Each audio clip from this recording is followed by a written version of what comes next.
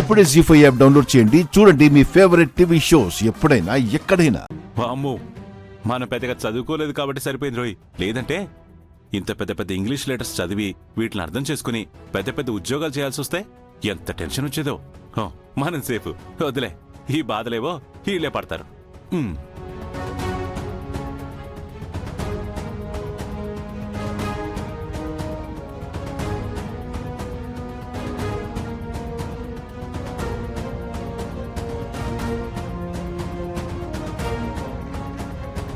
వీళ్ళిద్దరేంటి లోపలికి రాకుండా డోర్ దగ్గర స్టెప్లు వేస్తున్నారు?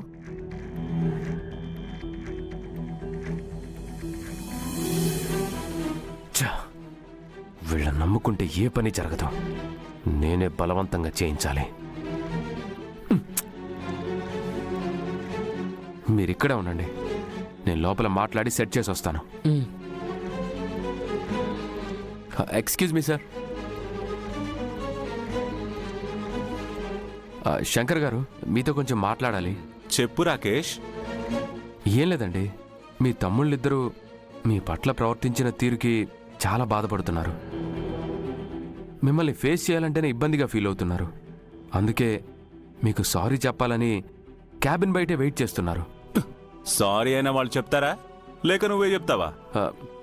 తీసుకొస్తాను. పిలుస్తున్నారండి.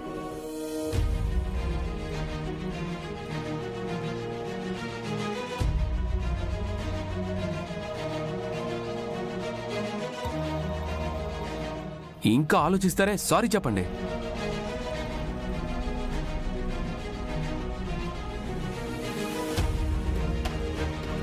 అన్నయ్య అన్నయ్య అన్నయ్య అన్నయ్య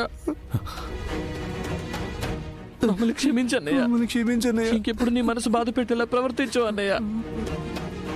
నువ్వు దూరం పెడితే గానీ నీ విలువ తెలియలేదన్నయ్య. వీళ్ళేంటి నిజంగానే ఫీల్ అయిపోతున్నారు?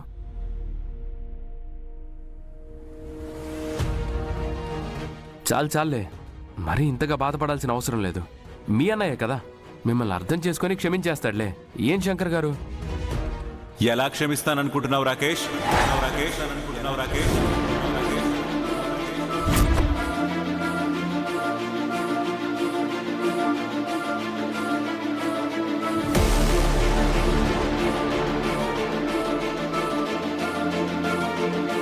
వీళ్ళని నా తమ్ముళ్ళు అనుకుని పెంచలేదు రాకేష్, నా సొంత కొడుకులన్నట్టుగా పెంచాను. వాళ్ళు అడిగినవన్నీ ఇచ్చాను, నా జీవితమే వాళ్ళనుకున్నాను. కానీ వాళ్ళేం చేశారు? నన్ను వదిలేసి నేను ఒక స్వార్థపరుణ్ణని ముద్ర వేసి వెళ్ళిపోయారు. వాళ్ళు నాకు దూరమైనప్పటి నుంచి నా మనసులో నేనెంత బాధపడ్డానో అది నాకే తెలుసు.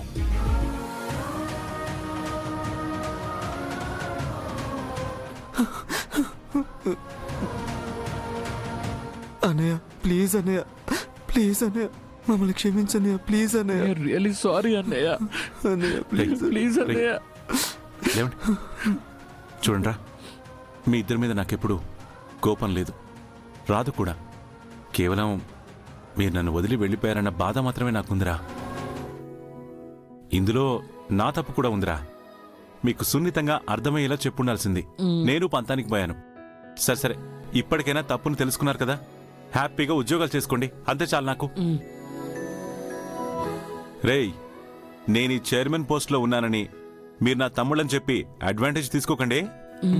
అభయ్, అఖిల్ ఎంతో నమ్మకంతో నాకు ఈ బాధ్యత అప్పగించారు.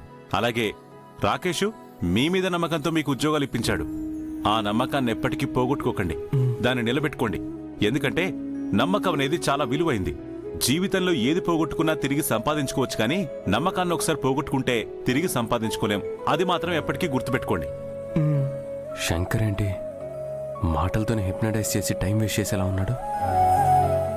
మీరింతలా చెప్తున్నారు కదా, ఇక నుంచి కరెక్ట్గా ఉంటారులేండి. ఇక మీదట మీరంతా కలిసి సంతోషంగా ఉండాలి.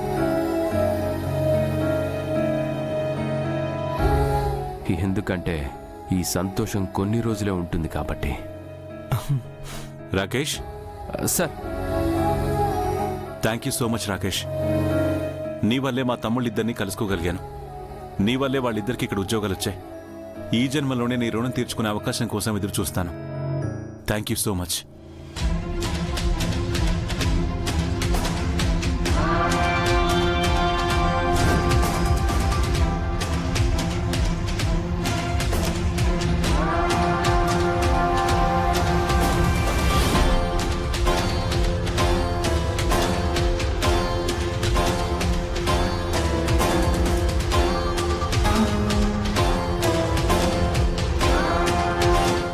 నాదే ఉందండి.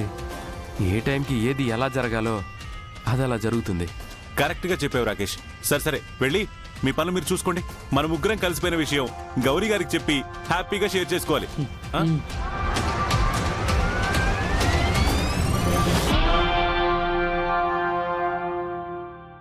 రేయ్, ఇదే మంచి టైం, తీసుకోండి.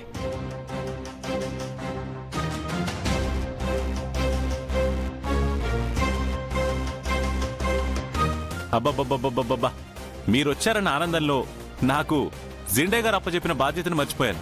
మన కంపెనీకి ఒక పెద్ద ప్రాజెక్ట్ వచ్చింది. దానికి సంబంధించిన కొటేషన్ తాలూకు డాక్యుమెంట్స్ అన్ని జిండే గారు నాకు కవర్లో పెట్టి నమ్మకంతో భద్రపరచమని ఇచ్చారు. ఎదుటివాళ్లు మనల్ని నమ్మి ఒక బాధ్యత అప్పచెప్పిన తర్వాత మనం జాగ్రత్తగా కాపాడుకోవాలి కదా. అది వదిలేసి వెళ్ళిపోయాను. టక్కన గుర్తుకొచ్చింది, అందుకే వచ్చేసా.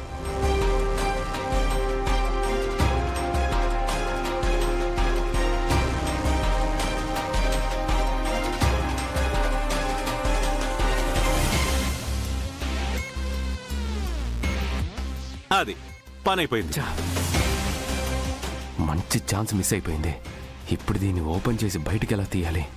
సరే ఇంకేంటి అలా చూస్తున్నారు? పదండి.